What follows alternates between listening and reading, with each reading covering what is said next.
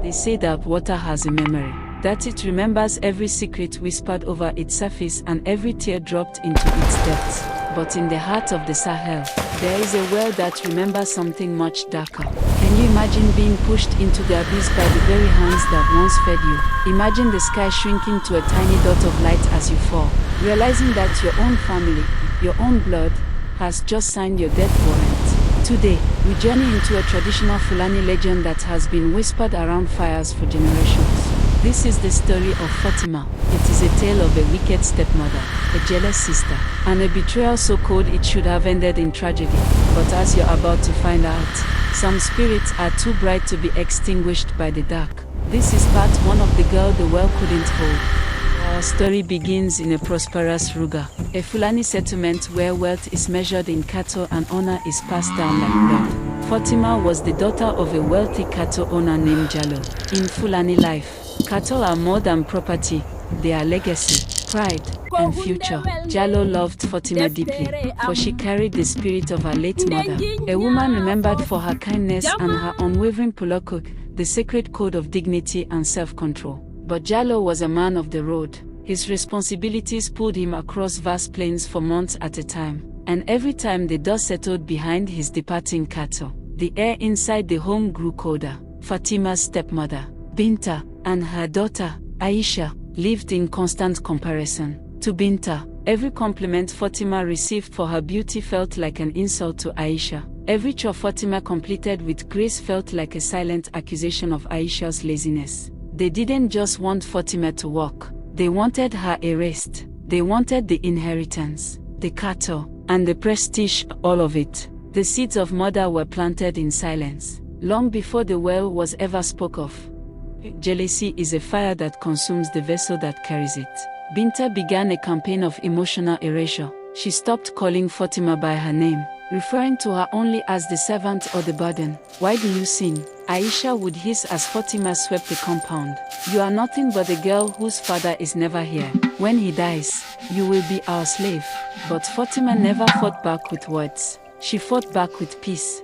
She spoke to birds, to wind, to ancient baobab trees. She believed the earth could see her suffering and remember it. This quiet strength enraged Binta even more. When you cannot break a person's spirit, you begin to crave the destruction of their body. So Binta began to whisper to the villagers. She said Fatima was troubled, that she talked to herself, that one day, she might run away. She was preparing them, making sure that when Fatima disappeared, no one would dare to ask why.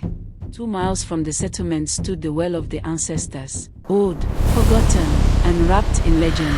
Some said it was a doorway to the realm of spirits. Others claimed it was guarded by ancient forces older than memory itself.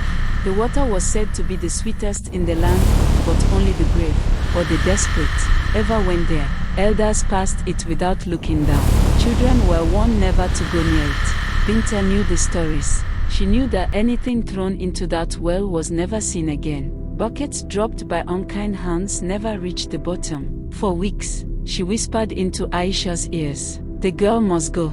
If she stays, your father will give her the best of the herd for her dowry. If she stays, you will always live in her shadow." They waited for a day of unbearable heat, when elders stayed indoors and the sun burned like a silent witness. That day came at the peak of the dry season.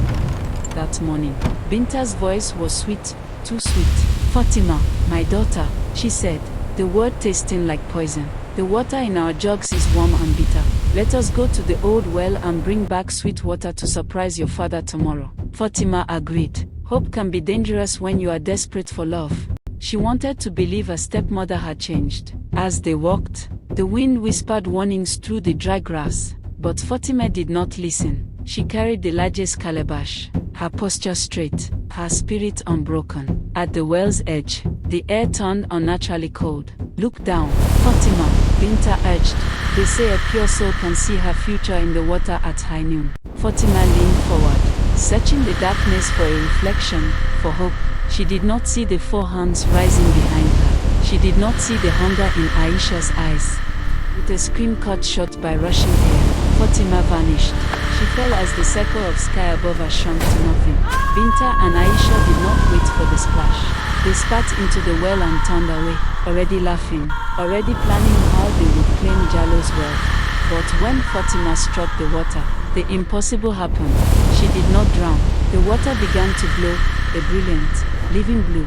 Her clothes dissolved into liquid starlight. Her lungs filled not with water, but with power. Fatima was alive, and she was not alone. As she opened her eyes in the depths, she saw something that would change the history of her people forever. Who or what waited for her at the bottom of the well? And how could this betrayal lead her into the arms of the princess? You are not ready for part 2. The real story is just beginning. If you think this was just a tale of betrayal, you haven't seen anything yet.